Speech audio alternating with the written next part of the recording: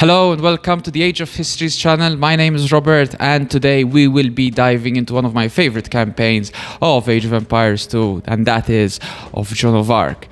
One of the favorite things I felt during playing these games, all those way back on the Age of Conquerors CD, is the feeling that these campaigns conveyed when you were playing them. The cutscenes and especially the narrators of the original games knew how to convey a feeling. They were really high quality, especially back in the day.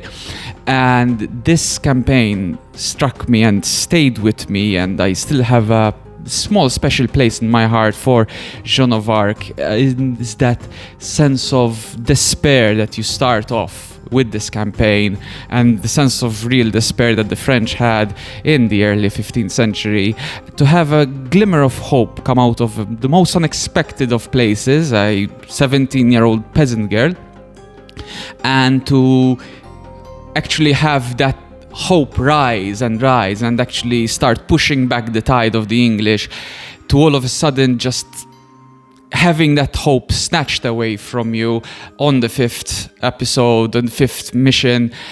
And that shock still stayed with me for many years. And today we will be diving into a bit more context and a bit more history of this amazing campaign, and reviewing the historical accuracy of the 6-part missions that this campaign is.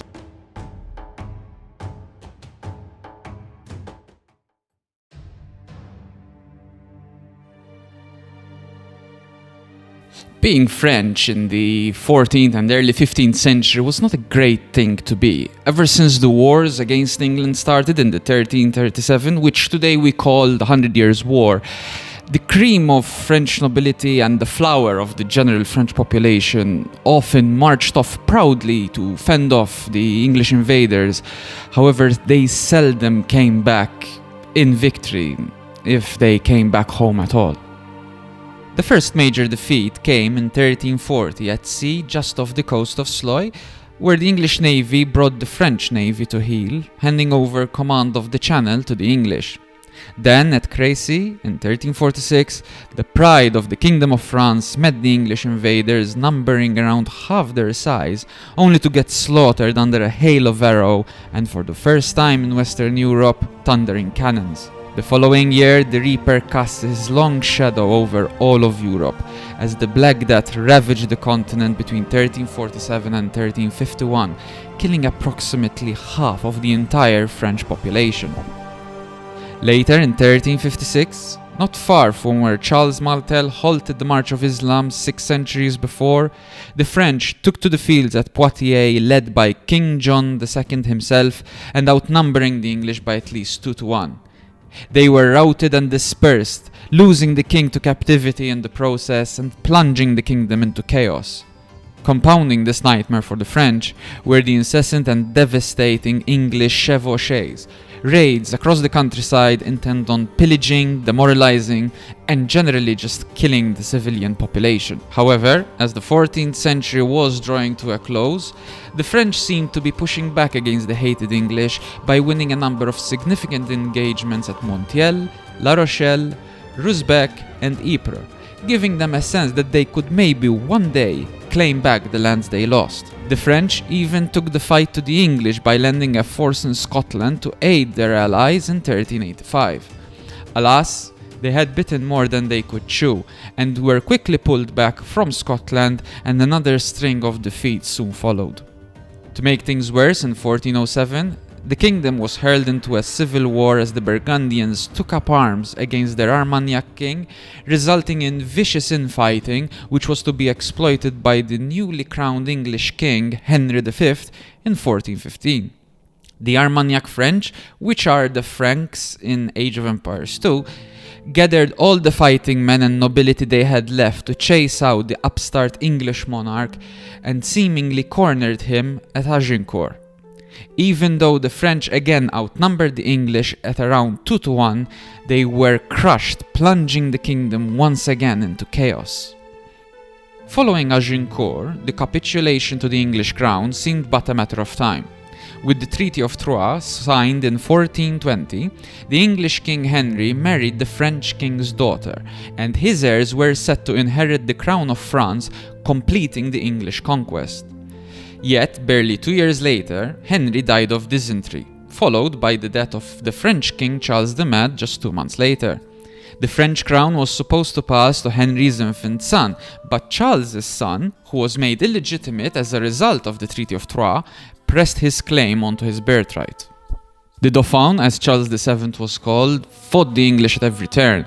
However, he was defeated decisively in the same fashion as Agincourt at Vernaye in 1424, as well as in St. James in 1426, marking the lowest point for the French throughout the Hundred Years' Wars, and indeed being one of the lowest points in French history in general. And this sense of despair and futility and defeatism is the stage on which our story is set.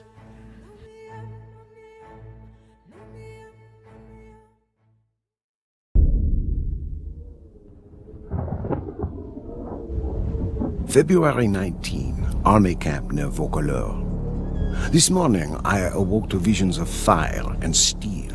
These nightmares come more often now that I have seen my beloved France eaten away in years of war. I wandered through camp, ignoring the new snowfall, but observing the wounds and weariness of every soldier under my command, observing the desperation in their eyes. It was then that I first saw the girl. She told us that her name was Joan. She told us she was but a peasant who did not know how to ride or fight. She told us that she intended to rescue France. The darkness lifted from the men's souls. Her voice rang with conviction, and we drank in her every word. I may have lost my faith, but Joan has not lost hers, and that is enough for me. Joan has asked our ragged band of soldiers to take her to Chinon, where the rightful ruler of France, the Dauphin, hides from his foes. The war-torn land between is infested with enemy marauders, and we will lose many men. Death is by now an old companion, but for Jean, we will face it again.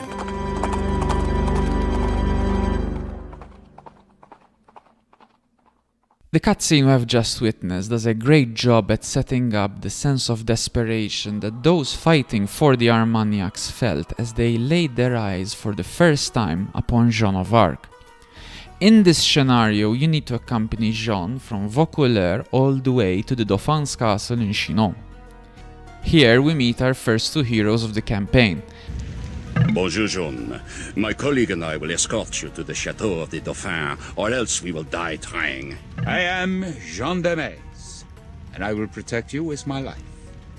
Of which we do not know much about other than that they seem to have been some of Jean's first companions, and they may have followed her throughout her entire campaign. The scenario's map does its best to convey the fact that John's earliest companions not only traversed great distances with her, but also, whilst doing so, for much of it was through unfriendly Burgundian territory. However, the geography, as you can see, is not really up to par with more modern campaign scenarios.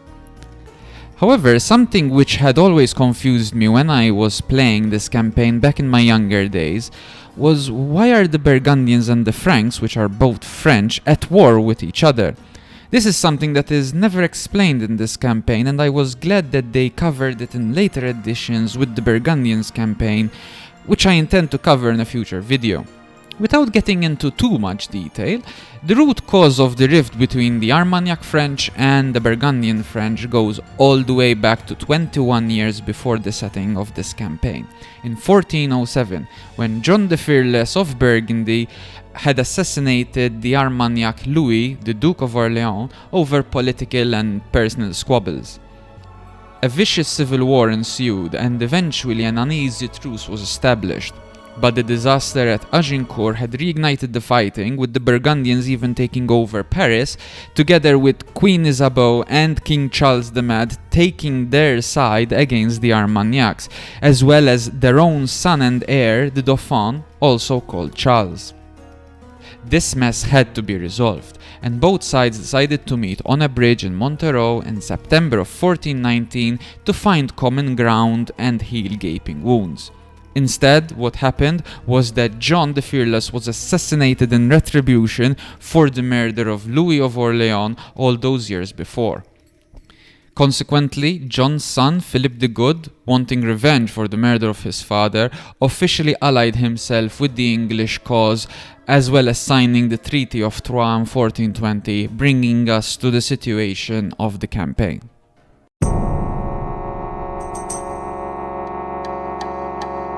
As Jean's footsteps echoed down the marbled hall of the chateau, the fat and whispering dupes did naught but stare. The Dauphin himself seemed afraid as she kissed his feet. "My gentle Dauphin," she demanded, "why does England claim what is ours? Why are you not crowned King of France, as is your right?" The courtiers began to murmur. The chamberlain whispered lies into the Dauphin's ear, but the Dauphin pushed the chamberlain away and rose to meet Jean's gaze. "She stands only to the shoulder of the shortest man, but all of us must look up to speak to her." I know not what silent conversation passed between the Dauphin and his would-be savior, but it was obvious that His Majesty was in the same thrall as we.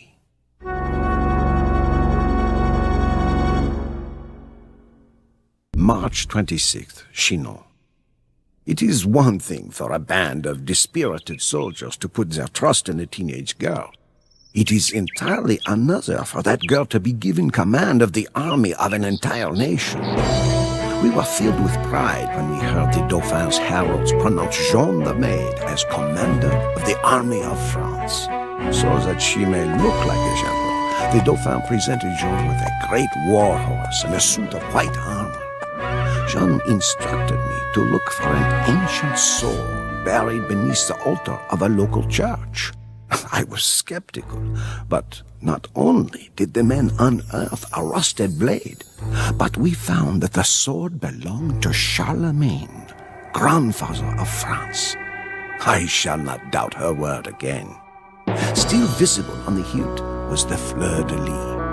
Jean adopted the fleur-de-lis as her symbol and had it blazoned upon her battle standard. Wherever Jean goes, the standard goes also. It goes with us to Orleans.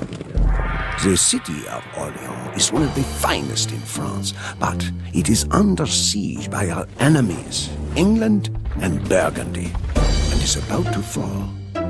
This war has dragged on for 100 years with precious few French victories. The people of Orleans need a savior. They are to get Joan of Arc.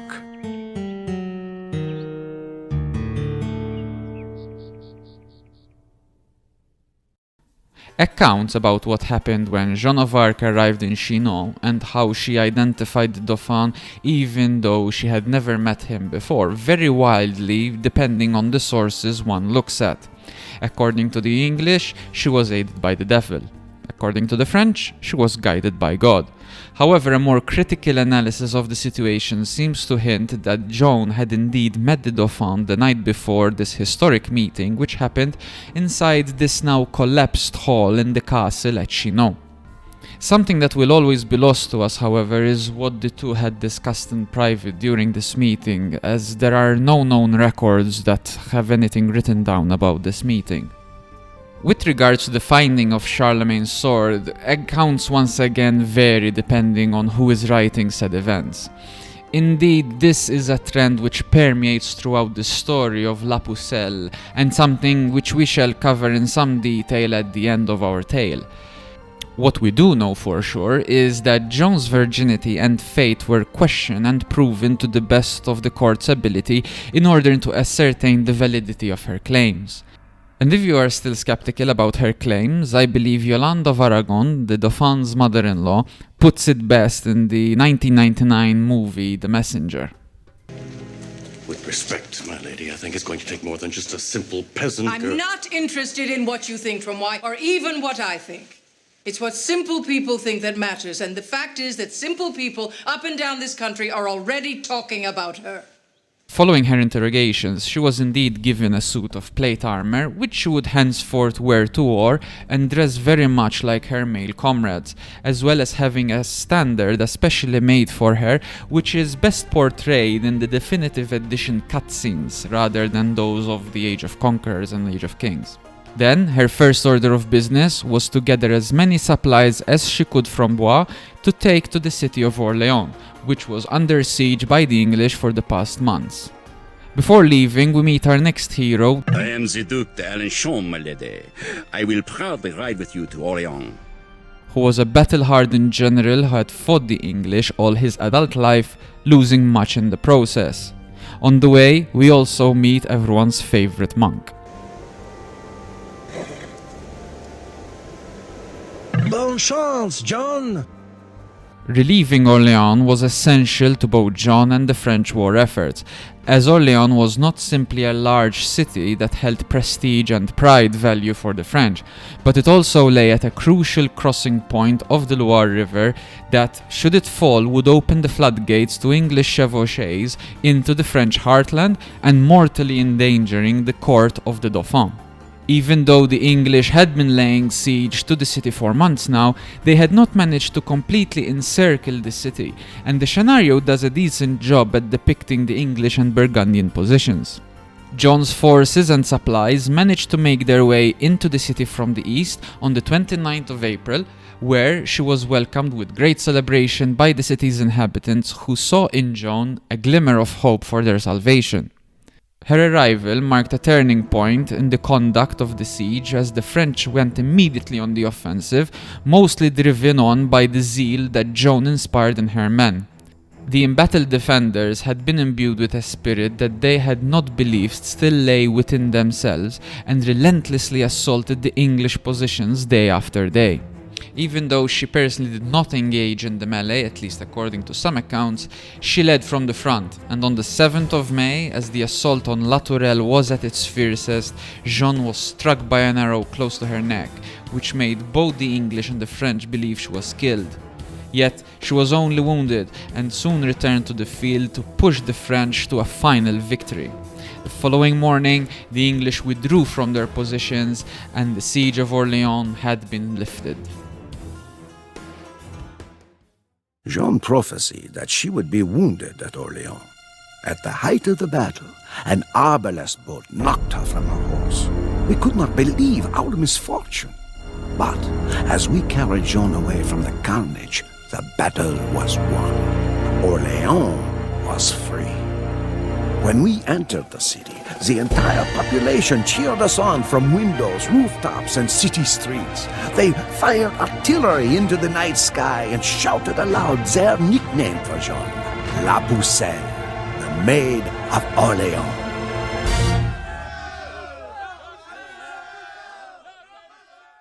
The unexpectedly swift victory at Orleans made believers of all of France that Jeanne was indeed a messenger sent by God in order to save her from the English invader. And moving forward, Jeanne would forever be known as the Maid of Orleans, which was an honor bestowed upon her by a grateful population of the city. However, as essential as the victory at Orleans was, the war was far from over, and the English would not back out of France without much more fighting. So join me on our next episode as we follow Jeanne to Patay, to Rheims, to Paris, and eventually Compiègne, where we would have all our hearts broken for the first time as young players. And we follow on to the conclusion of the Joan of Arc campaign in the next episode of The Age of Histories.